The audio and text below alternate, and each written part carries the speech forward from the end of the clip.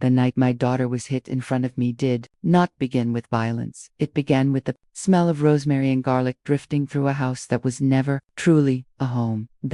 My name is Eleanor Hartwell, am 61 years old, and for 35 years I have made my living walking into courtrooms carrying other women's terror in manila folders. I have stood beside hospital beds while victims whispered through split lips that they fell down the stairs. I have watched judges sigh and send those same women back to the men who put them there because there wasn't enough evidence. I have learned to recognize the precise moment when a woman realizes no one is coming to save her, and I have spent my life trying to be the person who shows up. Anyway, I thought I was prepared for anything, was not prepared for my own child to become the case I could not fix with a perfectly drafted restraining order. This is the story I never wanted to tell.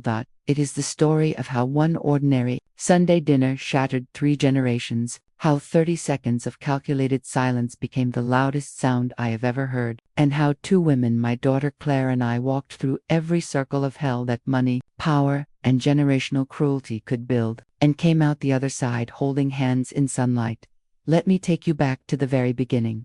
Before the slap, before the applause, before the night I discovered that monsters do not always hide in alleys. Sometimes they sit at your table, pass the salt, and call you Mom. Claire Elizabeth Hartwell was born on a July morning, so hot the nurses kept bringing ice chips to my room like communion wafers. Thomas, my husband, the gentlest man I have ever known, stood beside the bed holding my hand so tightly I still have a faint scar on my knuckles from his college ring. When the doctor placed that red squalling miracle on my chest, Thomas leaned down and whispered, "Look what we did, Ellie. We made a whole universe. We raised her in a brick house on Capitol Hill with creaking pine floors and a garden."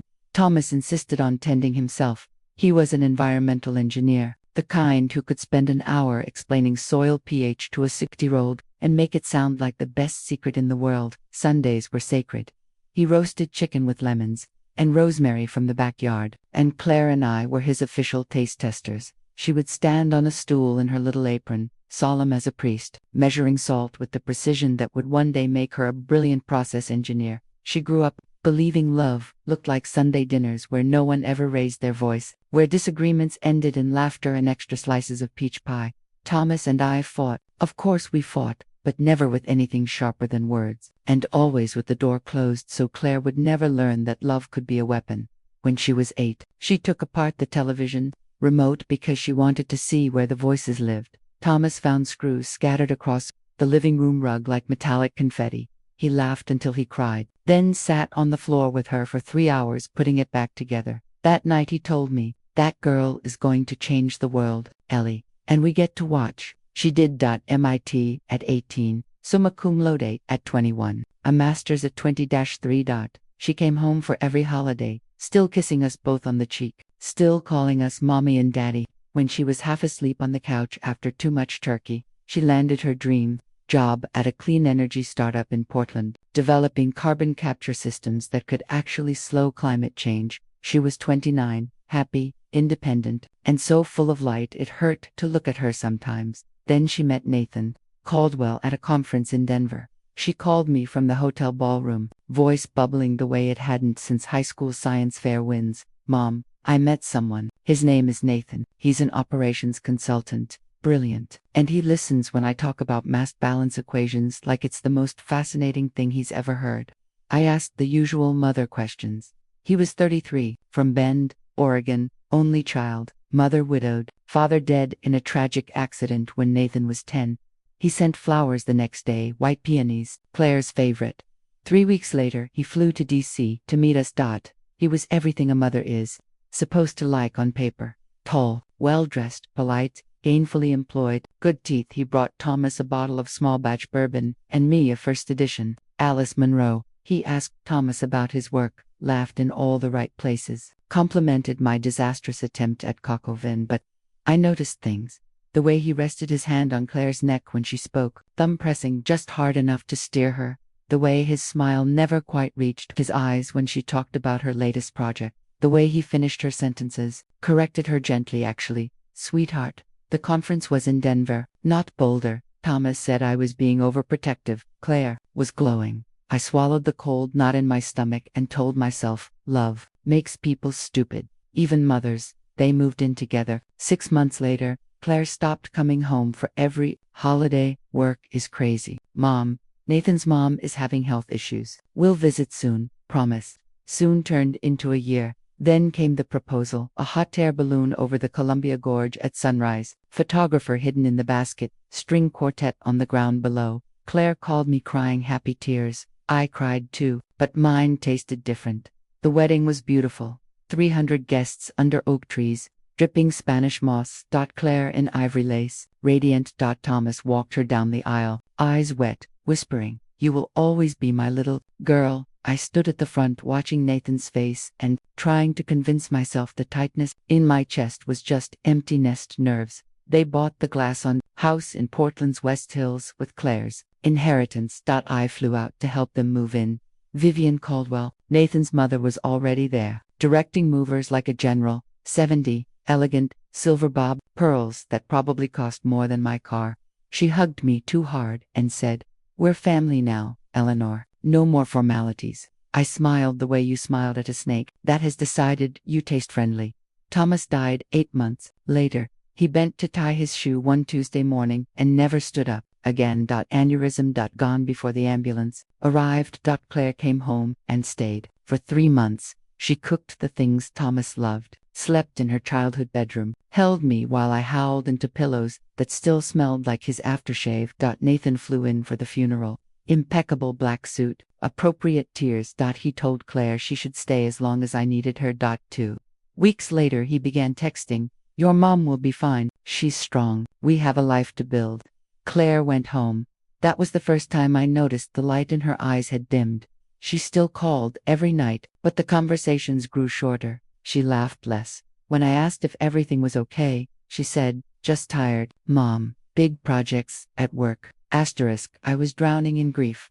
I missed the signs. 6 months after Thomas died, Nathan lost his job in a corporate restructuring. Claire's salary became the primary income. Nathan consulted from home. Vivian sold her condo in Bend and moved into their guest cottage to help. Claire's visits stopped entirely. When I flew to Portland, Vivian was always there, criticizing the way Claire folded towels, the way she seasoned sauce, the length of her skirts. Nathan backed his mother every time. Claire shrank a little more with every visit. I told myself this was normal newlywed adjustment. I told myself grief makes monsters of us all. I told myself a lot of lies. Then came the second Sunday in April, 3 years to the day since Thomas died. Claire insisted I come for dinner. "You shouldn't be alone on Dad's anniversary. I'm making his rosemary chicken." I arrived at 7. The house glowed against the darkening hills, all glass and cedar and money that should have bought happiness. Claire opened the door in a cream silk blouse buttoned to the throat despite the warm evening. Her hug was quick, desperate. Her smile didn't fit anymore. Nathan greeted me with the usual polished warmth. Vivian was already seated, wineglass in hand, pearls gleaming like tiny handcuffs. We sat down to eat. The chicken was perfect. The roasted potatoes were perfect. The conversation was a thin layer of ice over deep, black water. Vivian talked about her new interior decorator, her bridge club, the yacht club ball. Claire served in silence. I watched her hands shake as she passed the bread. Then Claire reached to refill Nathan's glass. 1 drop of red wine fell on the white tablecloth. Everything slowed. Nathan set his fork down with the precision of a sniper. Claire opened her mouth. "Sorry." Automatic, ingrained. His hand moved faster than thought.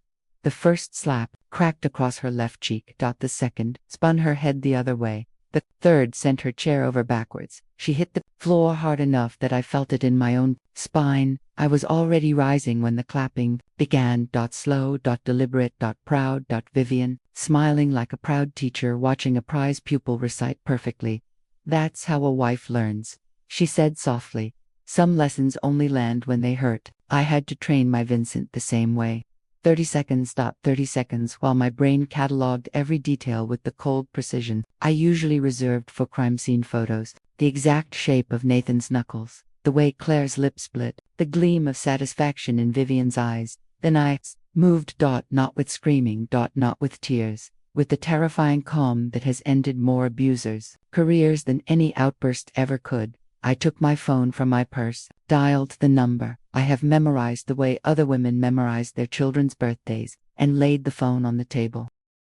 Captain Delgado, Eleanor Hart, 1825 Skyline Boulevard, felony domestic assault in progress. I am the eyewitness, and I am recording. I looked Nathan dead in the eye. Repeat what you just did. Go ahead. The district attorney is listening, his face drained of color so fast I thought he might faint.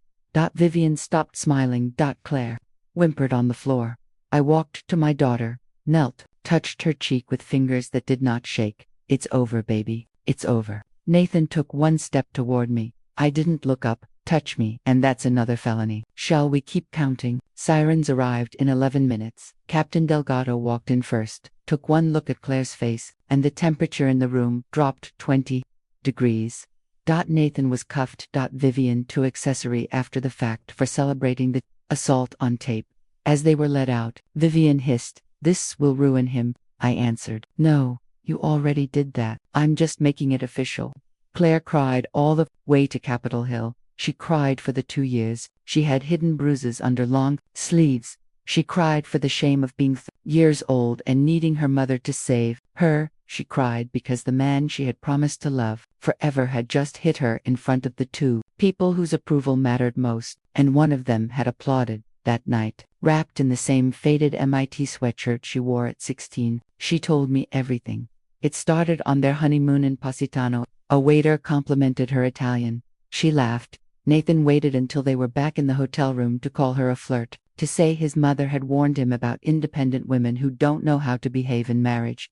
He cried the next morning, bought her sapphire earrings, swore it would never happen again. It happened. Again 2 months later at a company gala, her boss hugged her. Congratulations for closing a major contract on. Nathan waited until they were home to scream that she had humiliated him, that everyone saw her let another man touch her. He grabbed her arm so hard it bruised in the shape of his fingers. She started measuring herself against his rules. No sleeveless dresses. No laughing too loudly. No staying late at work without permission. No visiting me without clearing at first.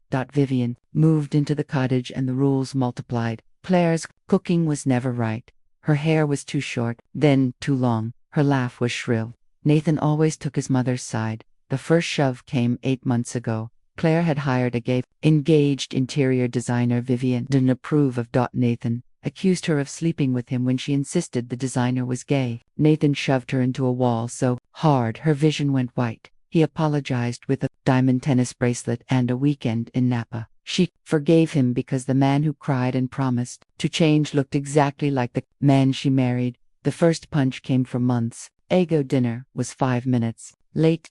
Vivian criticized the salad. Claire, exhausted, said quietly, "I'm doing my best." Nathan hit her so hard she saw stars. Vivian handed her concealer and said, "Yellow base first, darling. Covers purple beautifully." Claire touched her jaw, remembering. I kept thinking if I was perfect, he would go back to being the man I fell in love with. I thought love was something I had to earn by being small enough. I held her while she cried herself to sleep and made a promise to the dark. No one would ever make my daughter feel small again. But monsters do not surrender quietly. When you shine light on them, they bite. Nathan made bail in 48 hours, courtesy of an uncle on the state appeals court. The campaign began immediately. First came the phone calls from women I didn't know. "Eleanor, surely this is just a misunderstanding. Young couples fight. Nathan comes from such a good family." I recorded every one. Then the lawsuit. $7 million for defamation, emotional distress, false imprisonment, delivered by a lawyer whose shoes cost more than most people's rent. Then the temporary lifting of the protective order, signed by the same uncle, delivered with a smile. Claire stopped eating. She lost 15 pounds in 3 weeks. Some nights, I found her on the bathroom floor at 3 a.m., arms wrapped around herself, rockin'. I've filed appeals, countercharges, emergency motions. I documented every text Nathan sent from burner phones. "I'm in therapy, baby. Come home. We can fix this." Meanwhile, the smear campaign went viral. Anonymous blogs calling Claire a calculating feminist who framed her loving husband for money. fake Instagram accounts posting photos of her smiling at parties with captions like, "Does this look abused to you?" Her boss suggested a leave of absence until the publicity dies down. Friends ghosted her. One night, someone photographed our house from the street and sent Claire the pictures with the message, "Sleep well." I installed cameras, changed the locks, taught Claire how to use the shotgun Thomas kept in the attic. We were losing the war of attrition. Then, 5 weeks after the dinner, a plain manila envelope appeared on Captain Delgado's desk. No prints. No note. Inside, 5 USB drives, medical records, and a death certificate. Vincent Moretti died, age 49, blunt force trauma sustained in a fall-down basement stairs. The USBs contained 42 hours of audio recorded inside Vivian's cottage. Over the previous month, we listened in a conference room that smelled of burnt coffee in desperation. Vivian's voice, relaxed, triumphant. "She's cracking, Nathan. Another week, and she crawl back begging. And if she doesn't, well, people have accidents on hiking trails. Her mother too. Stubborn women don't last long in our family." Another clip, Vivian laughing as she described waiting at the top of the basement stairs until Vincent looked up. How one little push solved everything. Another, Nathan, at 9 years old, 2 broken arms from falling off his bike, a cracked rib from a playground slide, contusions explained as boyish roughhousing, and the worst, Vivian teaching Nathan, now 37, exactly how to break a woman slowly so she blames herself. Claire listened with her hand over her mouth, tears sliding silently down her cheeks.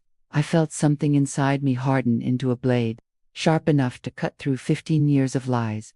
The recordings were inadmissible on their own illegal wiretap, but they gave probable cause for warrants. Within 48 hours, Vivian's cottage was searched legally. They found the brass bookend with traces of old blood. In the engraving, Vincent's blood. They found journals in Vivian's handwriting detailing every lesson, every threat. The exact night she decided Vincent had to go. Nathan violated the new protective order. 3 days later, he broke into the Portland house at 2 a.m., drunk, armed with a crowbar and red spray paint. Security cameras caught everything. The smashed wedding photos, the slashed sofa, the words screaming across the living room wall, "Whore, liar, you'll never be free." Closing parenthesis. He even paused to sob in the master bedroom, cradling one of Claire's sweaters like a child. This time no uncle could help him. Felony stalking, criminal mischief, violation of protective order with a dangerous weapon enhancement. He took a plea, 8 years. Claire asked to see him once before sentencing. She wore the navy dress. She defended her master's thesis in armor. I watched through the glass as she sat across from the man who had promised her forever. She spoke first. "I didn't come to forgive you. I came to look at you one last time and make sure I never forget what fear feels like, so I never ignore it again." She told him about the recordings, about his father, about the mother who had twisted him into her own image. She told him she was divorcing him, selling the house, giving the proceeds to a domestic violence shelter. Then she stood. "Love doesn't leave bruises. Nathan, goodbye." He screamed her name until the guards dragged him away. Claire walked out without looking back. When she reached me in the hallway, her knees buckled. I caught her. She whispered, "It's really over. It's really over," I said. And for the first time in years, I believed it. Vivian's trial was uglier. She wore pastel suits and a grandmotherly smile for the cameras, but the jury heard the tapes. They saw the bookend. They heard her own voice describing how she waited at the top of the stairs until Vincent looked up, how one push was all it took. Guilty on all counts, manslaughter for Vincent, felony assault and accessory for Claire. 20 years. 70, it was a life sentence. 6 months later, a letter came from the prison where Nathan was held. Claire read it aloud to me in the garden where Thomas used to grow tomatoes. "Claire, I'm in a real program here. Therapy 3 times a week. I see it now, what she did to my dad, what she did to me, what I did to you. I thought love was control because that's all I ever saw. I was wrong. I don't ask forgiveness. I ask that you live well. That's the only amends I can make from in here." Nathan. Claire folded the letter, slipped it into the drawer with her divorce papers, and said, "His healing is not my job anymore." Seasons turned. Claire sold the Portland house. I never want to smell rosemary again without tasting. She bought a sun-filled loft in southeast Portland with huge windows and no dark corners. She plants basil and mint on the balcony now, reclaiming scents 1 leaf at a time.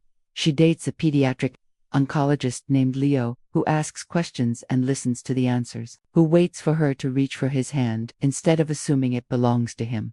Last month he asked her to marry him on the same beach where she scattered Thomas's ashes. She said yes, but only after she told him every detail of the last 5 years. He kissed her forehead and said, "Thank you for trusting me with your whole story. I'll spend the rest of my life making sure the next chapters are gentle." I still practice law. The disciplinary complaint against me was dismissed with a single sentence. Conduct entirely consistent with the highest traditions of the Batha. 6 women have come forward saying our case gave them the courage to leave. One of them now works in my office. Vivian suffered a massive stroke 18 months into her sentence. She lives in the prison infirmary, fed through a tube, able to move only her left hand, the one she never raised in violence because the right one did all the work. Nathan writes to Claire once a year on the anniversary of the dinner. She reads the letters, files them, and never answers. Some Sundays Claire still comes over. We drink apple cider on the porch Thomas built, watching the leaves change. We do not speak of Nathan or Vivian anymore. We speak of Leo's terrible playlists, of Claire's new project designing carbon capture systems that could actually cool the planet, of the book we are writing together, our story anonymized just enough, offered freely to any woman who needs to hear that survival is possible. 5 years have passed since the night my blood ran cold. 5 years since I learned that the fiercest battles are often fought across a dinner table, with the weapons of silence, shame, and perfectly roasted chicken. If you are listening to this, and something in your chest is whispering that you are not safe, please hear me. You are not overreacting. You are not too sensitive. You are not the problem. There is a way out. Even when every door feels locked from the outside. Someone will believe you. Someone will fight with you. And one day, you will sit in sunlight that belongs only to you, breathing air that does not taste of fear. That is not a promise, it is a fact. I know, because my daughter and I lived it. We lost friends, money, years of peace. We gained our lives back. And that has made all the difference. If this story shook you, gave you chills, or reminded you that survival is possible, please do 3 small things. Save this post, share it with one woman who still thinks she has to be perfect to be safe. Drop a 4 type "I heard you" in the comments. Your share might be the exact moment someone finds the courage to make the call, pack the bag, or simply believe she deserves better. Thank you for standing witness to Claire's and Eleanor's truth. And if you're still reading this and you're scared to leave, you are not alone. Someone is ready to answer. When you call, you don't have to wait for the 3rd slap. Promise. Don't forget to subscribe button and turn on the bell notification.